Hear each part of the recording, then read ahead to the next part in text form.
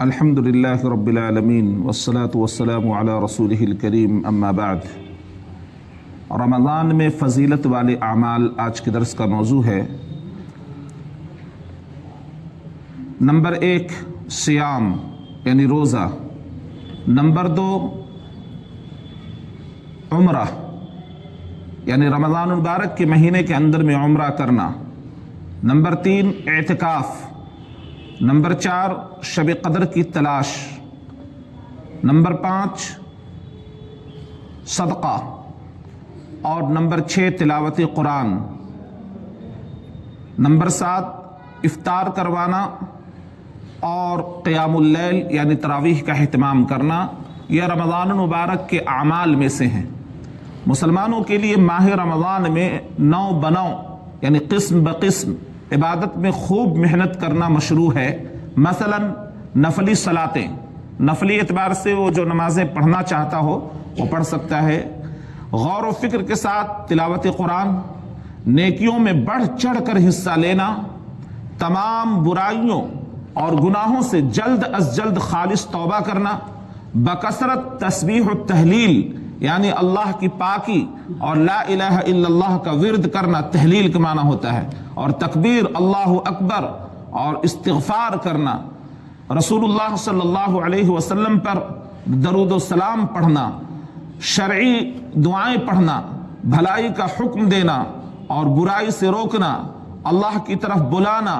فقیروں اور مسکینوں کی ہمدردی کرنا، والدین کے ساتھ میں حسن سلوک کرنا، صلہ رحمی کرنا، پڑوسیوں کی عزت کرنا، بیماروں کی عیادت کرنا اور دیگر قسم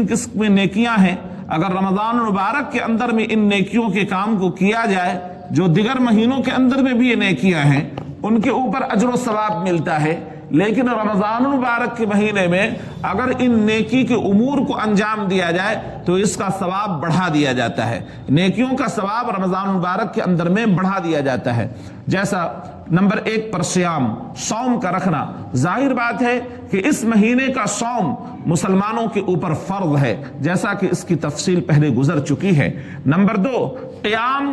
یعنی تراویح کا اہتمام کرنا، جس کو حدیث کی زبان میں قیام رمضان کہا جاتا ہے اور جس کا ترجمہ ہم لوگ کرتے ہیں تراویح۔ ماہ رمضان میں قیام اللیل، جس کو قیام رمضان کی استحباب کی تاکید آئی ہوئی ہے، جیسا کہ حضرت ابو ہریرہ رضی اللہ تعالی عنہ سے روایت اس طور پر مروی ہے کہ اللہ کے رسول صلی اللہ علیہ وسلم نے ارشاد فرمایا کہ من قام رمضان ایمانا و احتسابا غفر له ما تقدم من ذنبی، کہ جس نے ایمان کے ساتھ اور ثواب کی نیت کے ساتھ رمضان کا قیام کیا تو اس کے پچھلے تمام گناہ بخش دیے جاتے ہیں، یعنی جتنے صغائر ہیں سب کے سب معاف کر دیے جاتے ہیں۔ کبیرہ گناہوں کی معافی کے لیے توبہ کی شرط ہے، اور توبہ کا مطلب ہوتا ہے اس گناہ کو ترک کر دینا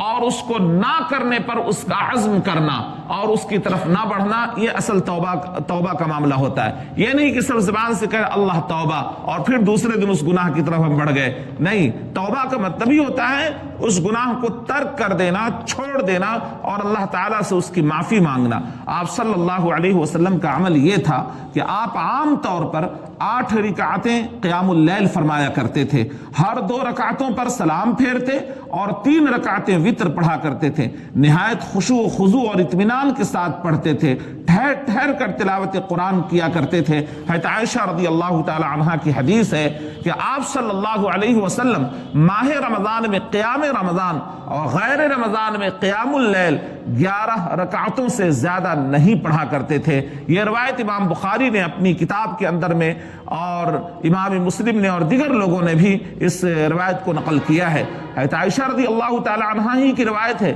کہ نبی اکرم صلی اللہ علیہ وسلم رات میں 2 رکعتیں کر کے 10 پڑھا کرتے تھے، پھر ہر 2 رکعت کے اوپر آپ صلی اللہ علیہ وسلم سلام پھیر دیا کرتے تھے اور 1 رکعت وتر آپ صلی اللہ علیہ وسلم پڑھا کرتے تھے۔ یہاں پر بھی یہ بات ثابت ہو جاتی ہے کہ آپ صلی اللہ علیہ وسلم 2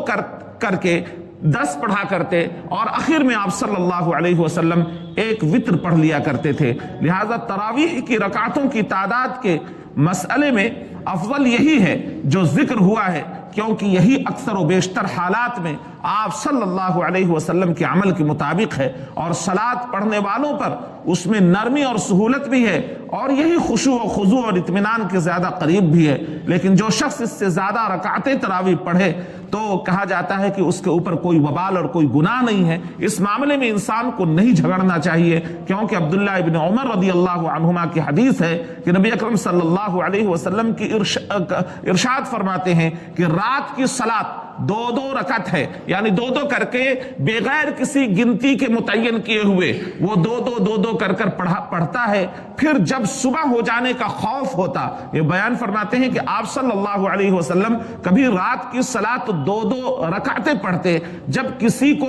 صبح ہو جانے کا خوف ہو، آپ صلی اللہ علیہ وسلم نے فرمایا کہ رات کی نماز کیا ہے؟ دو دو رکعتیں ہیں، اور صبح ہو جانے کا خوف ہو تو وہ ایک رکعت پڑھ لے، اور اس کی پڑھی ہوئی ساری صلاۃ جتنے بھی وہ پڑھا ہے وہ سب کے سب وتر ہو جاتی ہے۔ یعنی ایک رکعت طاق کر کے وہ پوری نماز کو طاق بنا دیتا ہے، اور پوری نماز گویا وہ وتر ہو جاتی ہے۔ تو دو دو کر کے بغیر کسی تعین کے بھی نماز ادا کی جا سکتی ہے، جو اس سے زائد رکعتوں کے اوپر دلالت ہے۔ لیکن سنت تعداد جو رسول اللہ صلی اللہ علیہ وسلم سے ثابت ہے، جس کو آپ صلی اللہ علیہ وسلم نے اپنے لیے پسند فرمایا ہے، رمضان میں بھی اور غیر رمضان میں بھی، وہ آپ صلی اللہ علیہ وسلم کی معمول کے مطابق مع الوتر 11 رکعت، یعنی وتر کے ساتھ میں 11 رکعت ہی ہوا کرتی تھی۔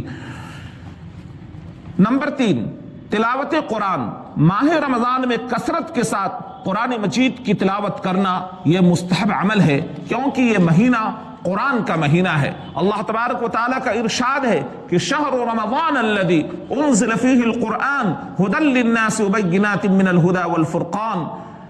کہ ماہ رمضان وہ ہے جس میں قرآن اتارا گیا، جو لوگوں کو ہدایت کرنے والا ہے، اور جس میں ہدایت کی اور حق و باطل کی تمیز کی نشانیاں موجود ہیں۔ رسول اللہ صلی اللہ علیہ وسلم خصوصی طور سے رمضان میں زیادہ سے زیادہ تلاوت فرمایا کرتے تھے، اور رمضان کی ہر رات میں جبرائیل علیہ السلام آپ کو قرآن پڑھایا کرتے تھے، یعنی جتنا قرآن آپ کے اوپر نازل ہو جاتا اس کا اعادہ حضرت جبرائیل علیہ السلام رمضان المبارک کے مہینے میں کر دیا کرتے تھے۔ یہ مدت تقریباً 23 سالوں تک رسول اللہ صلی اللہ علیہ وسلم کے اوپر جاری رہا، یعنی 23 سال کی مدت میں پورا قرآن نازل ہوا، اور جتنا قرآن آپ صلی اللہ علیہ وسلم کے اوپر نازل ہو جاتا وہ گویا پورے قرآن کا آپ صلی اللہ علیہ وسلم کے ساتھ حضرت جبرائیل علیہ السلام پڑھ کر سنایا کرتے تھے، تاکہ آپ صلی اللہ علیہ وسلم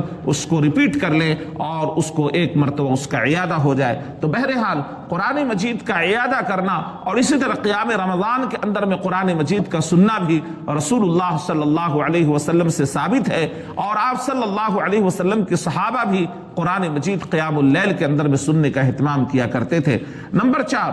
صدقہ۔ رمضان میں صدقہ و خیرات کرنے اور اللہ کی راہ میں خرچ کرنے کا جو یہ مہینہ ہے، اس کے اندر میں اس کی قبولیت اور اس کے اوپر ثواب کی زیادتی ہے۔ عبداللہ ابن عباس رضی اللہ عنہما فرماتے ہیں کہ رسول اللہ صلی اللہ علیہ وسلم تمام انسانوں سے زیادہ سخی اور فیاض تھے، اور آپ کی فیاضی رمضان المبارک کے مہینے کے اندر میں زیادہ بڑھ جایا کرتی تھی، خصوصاً جب حضرت جبرائیل علیہ السلام سے آپ ملا کرتے تھے۔ جب جبرائیل علیہ السلام آپ سے رمضان کی ہر رات میں ملتے تھے اور قرآن پڑھایا کرتے تھے، اس وقت اللہ کے رسول صلی اللہ علیہ وسلم رحمت بھری ہواؤں سے بھی زیادہ کہیں تیز ہو جایا کرتے تھے، یعنی خرچ کرنے میں اللہ کے نبی صلی اللہ علیہ وسلم زیادہ بڑھ چڑھ کر صدقہ و خیرات کرنے میں، غربا، مساکین اور مفلسوں کی فریاد رسی کرنے میں اللہ کے نبی صلی اللہ علیہ وسلم بڑھ چڑھ کر حصہ لیا کرتے تھے۔ اور اس میں